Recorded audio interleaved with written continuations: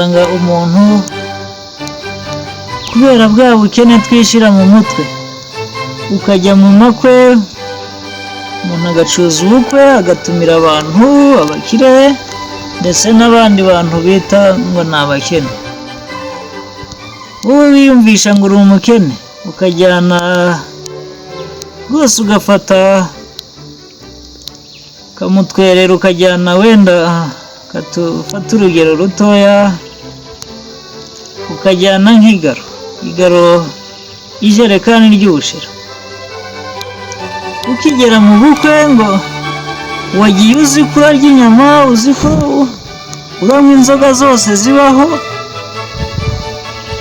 Ibyo ntabwo rwose ntabwo nibyo bituma dukomeza guciririka. Ugutereye agatebe uranyweye, ibyo watwereye byose uvuyeyo ubikubye kabiri. Ubonye umuntu muziranye uri kugabura hariya ngo wajyanye ubushera ngo ntabwo ndi kumwe rwose. Ibyo nigeze kubibona mu karere sinzi ahantu nari nasuye nagiye mu bukwe bw'inshuti yanjye, ubona umubyeyi rwose aricaye ubushera ari kunywa agahita wisha munsi y'amaguru ngo ntabwo ndi kunywa ngo munzanire ikigage paka.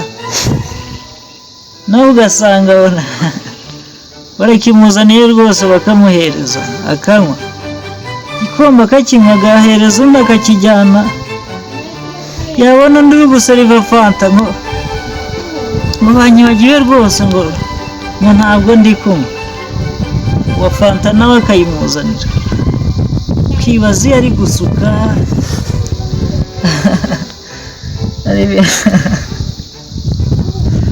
hari ibintu bijya bituma nseka, ukibaza niba ari kuvomera mu rutete. Ibyo ni bya bindi ugasanga ahubwo uranyweye wanaturika. Mwagiye mwegerera inda zanyu.